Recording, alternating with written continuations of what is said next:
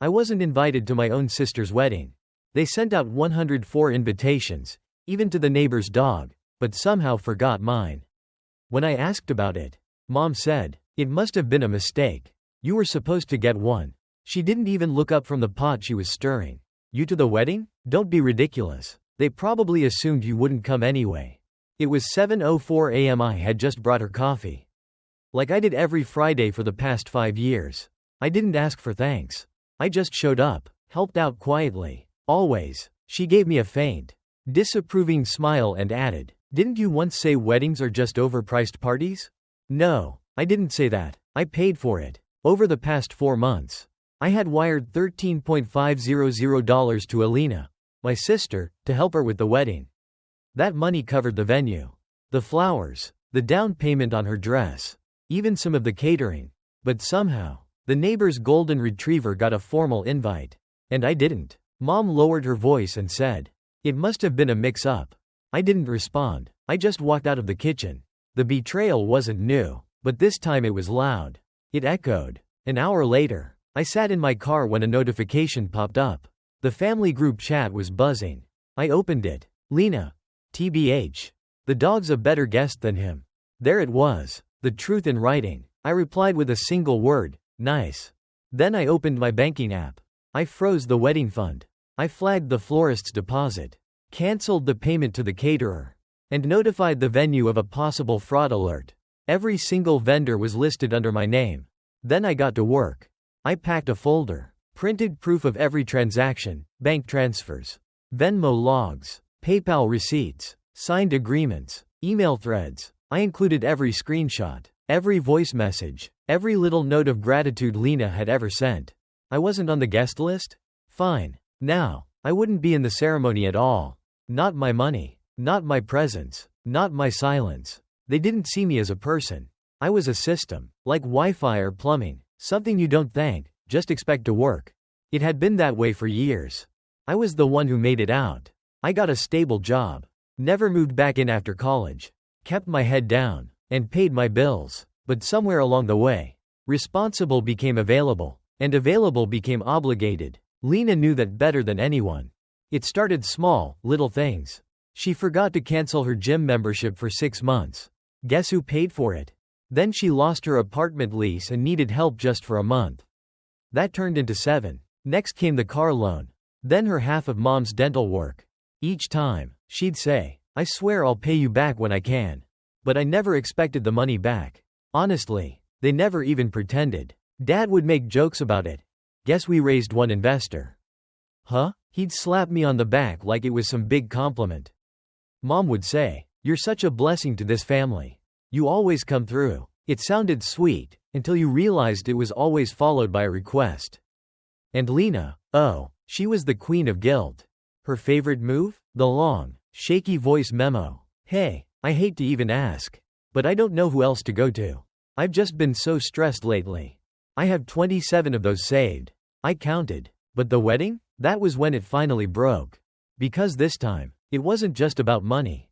It was about humiliation. After I froze the funds, I waited. I thought maybe someone would reach out, maybe try to explain, apologize, make it right. Instead, I got a Facebook notification. My mother had posted a photo, Lina, in her wedding dress, holding a glass of champagne. The caption read, "So proud of our girl. She's doing it all on her own. #independent #family first." I almost choked on my coffee. Doing it on her own? With whose money? Then came the worst part. A video dropped in the family group chat. Lina was twirling in her dress. Bridesmaids laughing in the background. Underneath the video, she had written, "Can't wait for the big day. Shame some people would rather stay bitter than be invited." And then, another message. "Anyway, it's going to be magical, thanks to everyone who believed in me." The same people I paid for. The florist, the photographer, even the cake lady, who had called me 2 weeks prior because the card on file declined. I replied with a simple, "You're welcome." No one responded. That night, I got a message from a number I didn't recognize. It was Josh, the groom. He said, "Can we talk?" Josh showed up looking like he hadn't slept in days. His shirt was wrinkled, his eyes bloodshot, and he held his phone like it might burn him. He sat down across from me. Didn't speak at first, just folded his hands and stared at the floor. She told me the money came from a family friend. He finally said, "I thought your parents helped her." I had no idea. I stayed silent. Then he said, "The vendors started calling me. They said the payments bounced. They said your name was on every contract." I opened the folder I had prepared. I laid out printed invoices, bank statements, screenshots, and payment receipts. One by one, I slid them across the table to him. His face turned pale as he scanned them. "She lied to me," he whispered. And then, without me asking, he pulled out his phone and showed me a group chat, Bride Squad. There it was, plain as day. "Lina, I swear if my brother shows up, I'll get security. He's extremely toxic. He thinks because he sent money, he gets to be part of things. Pathetic." Another bridesmaid. "OMG. Savage." Another one. "I bet he still sends a gift though." Josh looked up at me, shocked. I didn't know about any of this.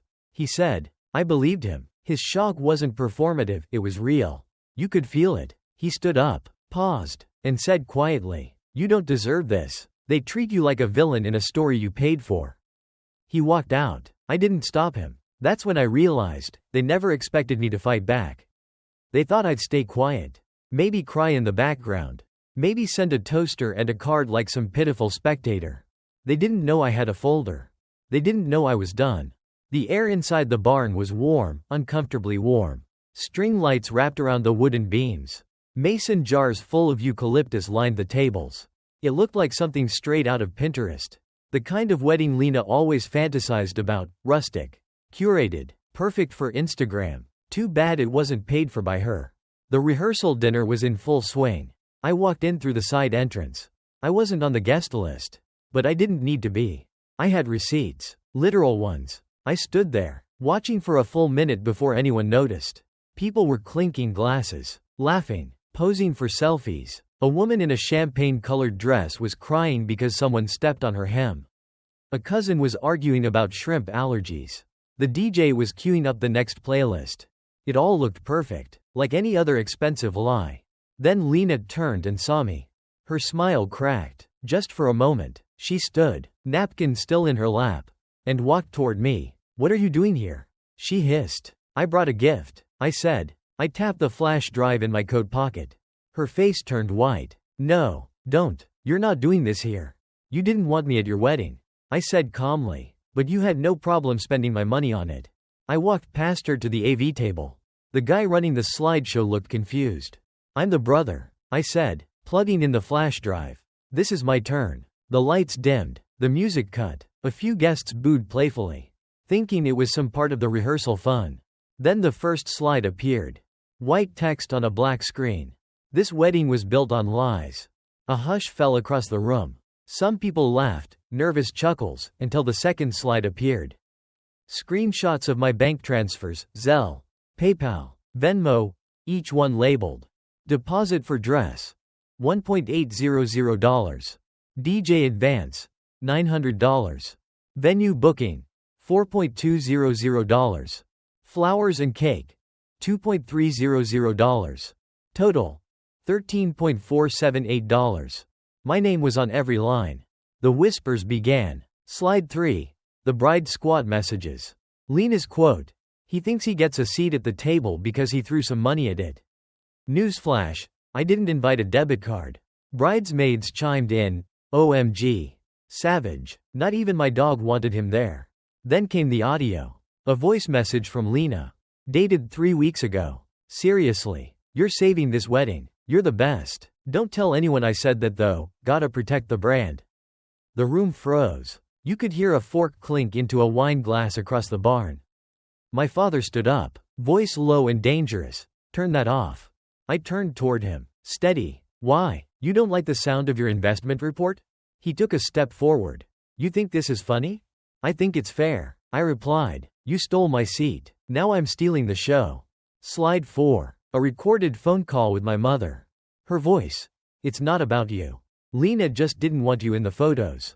And frankly, I agree." Gasps. My cousin Jake muttered, "Jesus." I stepped forward. For years, I paid quietly. Every dentist bill, every car repair, Lina's credit card debt. Mom's utility bills. Dad's vacation shortfalls. I never said a word. Slide 5. Photos of receipts. Notes from Lena. Thanks again. You're literally a hero. You're saving my life. You're the only one I trust. I looked around the room. You didn't forget to invite me. You erased me. Silence. Then Josh stood. His face had gone hollow. You told me he didn't want to come. He said to Lena. You said he threatened you. She opened her mouth. Nothing came out. You told me he wasn't involved. Josh continued. I pointed to the screen. She also told her bridesmaids I was pathetic. That I'd send a gift anyway. Want to see that part again?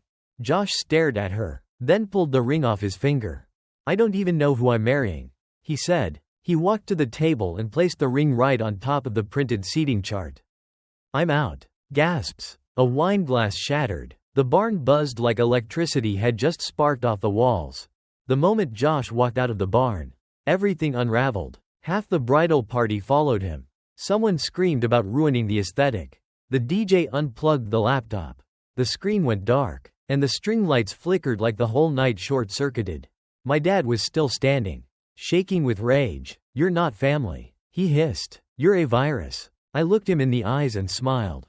Just a small, quiet smile. No, I said, I'm the antivirus. And then, I walked out. Not fast, not dramatic, just calm, steady steps. Like someone leaving a burning building after lighting the match themselves. Behind me, I could hear chairs scraping across the floor.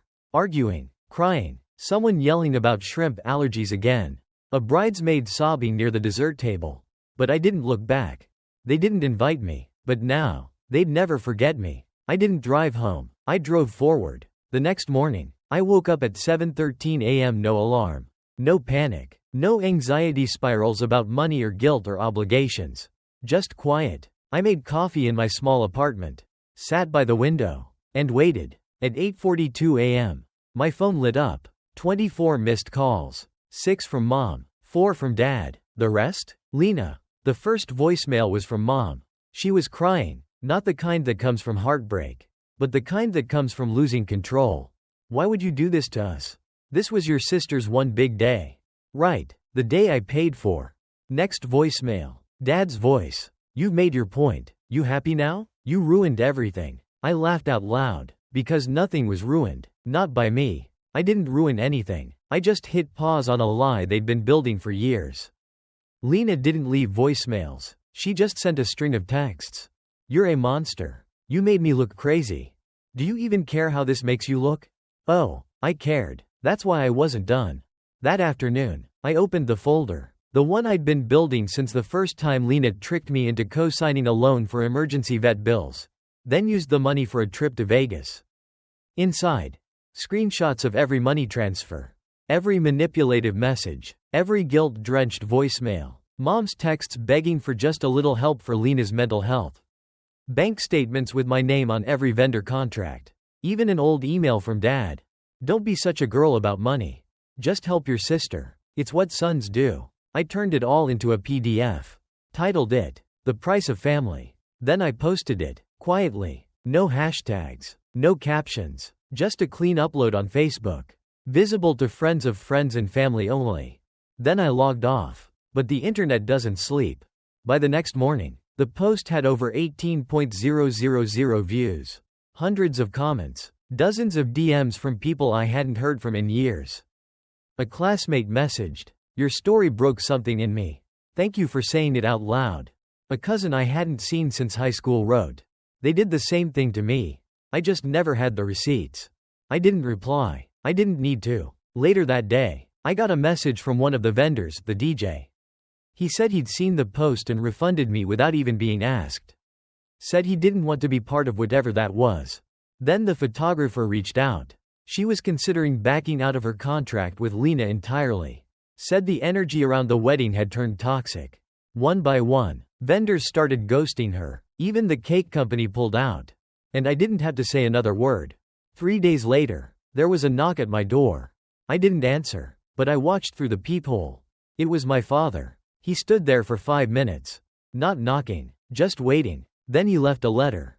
It wasn't an apology. It was a deal. You had your moment. Now let's make this go away. You made your point. Let's move on. You can come to the rescheduled wedding. I stared at it for a long time. He really thought this was about a seat at the table. That I just wanted attention. No, I didn't want a seat. I burned the whole table. That same night, I uploaded a second post. This one was a video. A compilation of old clips from family dinners. Footage where I was mocked. Birthdays where Lena got a cake. And I got a lecture. A car ride recording where Dad said, "No one needs a martyr. If you're in, help. If not, step aside." At the end of the video, I added this. This isn't about a wedding. It's about a life. A pattern. A family that only shows up when your wallet opens. You don't owe loyalty to people who demand silence in return. If they call that betrayal, let them. By morning, it had exploded. 2 podcasts invited me to share my story. A subreddit turned it into a top thread with over 3,000 comments. People started tagging wedding vendors, therapists, even financial coaches. My story wasn't just mine anymore. It was theirs, too. That's when Lena went nuclear. She posted a 7-minute Instagram story, full face. No filter. Crying hard. Mascara streaks and all. In it, she called me manipulative, said I was weaponizing trauma, claimed I was punishing a woman for simply not inviting her brother to her wedding. At the end, she said, "He's not the victim. He just always wanted to be the favorite. This is nothing but jealousy." But people weren't buying it. Someone commented, "You're crying in a $1.200 dress he paid for. Maybe sit this one out." Another wrote, "Girl, he literally has receipts. You have emojis." And just like that, her sympathy tour ended. Last I checked, her account was locked, comments turned off. The followers she bragged about during every holiday dinner? Gone quiet. That night, Mom texted me again. "I don't know what you think this will accomplish. Families fight, but we forgive. That's what matters." I wanted to respond, "No, what matters is truth and consequences." But I didn't reply at all. Because I was already building something new. It's been 6 weeks. 6 weeks since I walked out of that barn filled with fairy lights and fake smiles. 6 weeks since I set fire to a decade of guilt, quiet compliance, and financial blackmail. And guess what? Nothing bad happened. The earth didn't split open. No dramatic collapse. No existential crisis. I didn't spiral. In fact, something amazing happened. Peace. No more voicemails begging for just this once. No more sudden texts about bounced bills or emergency charges. No more group chats where my only value came with a routing number attached. Just silence, and I've never felt so whole. I moved. Not far. Just far enough to breathe. A new city. A smaller place. But it's mine. No forwarding address. No welcome mat. Just a plain apartment door with a small sticker by the bell. Not available for emotional labor. And I meant it. For the first time in years. I'm unreachable in the best way. The digital consultancy I'd been planning in secret? I launched it. Not for them. For me. It's clean. It's profitable. I choose who I work with. I set my rates. And I fund no one's delusions but my own. A week after launch, I posted one last message, not for revenge, but reclamation. I used to think loyalty meant silence. But now I know. Loyalty without respect is just servitude. I'm done serving. It went viral again. A few small business blogs even picked it up. One headline read, "The wedding that exposed a family and built a brand." Poetic. Of course, Lena tried to spin it. She posted vague quotes about outgrowing toxicity and losing people when you grow. But nobody was buying it. Her podcast still had 43 listeners. Except now. Comments were turned off. Then I got a message from Josh. 2 weeks after everything collapsed. It was just 3 words. "You saved me." I never replied. He didn't need a response. Some truths land better in silence. A few days later, a message came from my aunt, the only one who ever half defended me during family holidays. "I just want you to know, some of us saw it. We just didn't know what to do. Too little. Way too late." I didn't reply, but I screenshotted it and filed it under a new folder in my phone. Recognition does not equal re-entry. That's my new policy. Because they always try. They test the door. A tag on an old photo. A like on a business post. A vague comment. "So proud of you." Like nothing happened. Like the knife never twisted. But I've changed the locks. Digitally. Emotionally. Permanently. The number they all had? Gone. Blocked. Wiped. I didn't just mute them. I erased the line completely. No access. No return. No guest list. And in its place, a new number. A new life. A new set of rules. One afternoon, I passed a print shop and paused. On impulse, I walked in and asked them to make me a sign. I gave them specific instructions. Black background. White serif font. Gloss finish. The next morning, I mounted it on the door of my new office. It reads, "Funded by the forgotten. A little private joke. A little public burn. Because yes, they forgot me. They forgot I existed outside of what I could give. But I remembered everything. The voice notes. The guilt trips. The lies. The exclusions. The slow erasure of my identity in exchange for usefulness. And I took it all, every dollar. Every hurt. Every manipulation, and I turned it into clarity. Into independence. Into something they could never take from me again. Autonomy. This time, I didn't ask for forgiveness. I didn't ask for closure. I became it. So if you're watching this, and you're where I was, carrying everyone else's weight while being called selfish for setting limits, let me leave you with this. You are not obligated to set yourself on fire to keep others warm. Some people only love you when you're useful. Burn the bridge, then build a new one. With stronger steel. I wasn't invited. But now, I own the venue.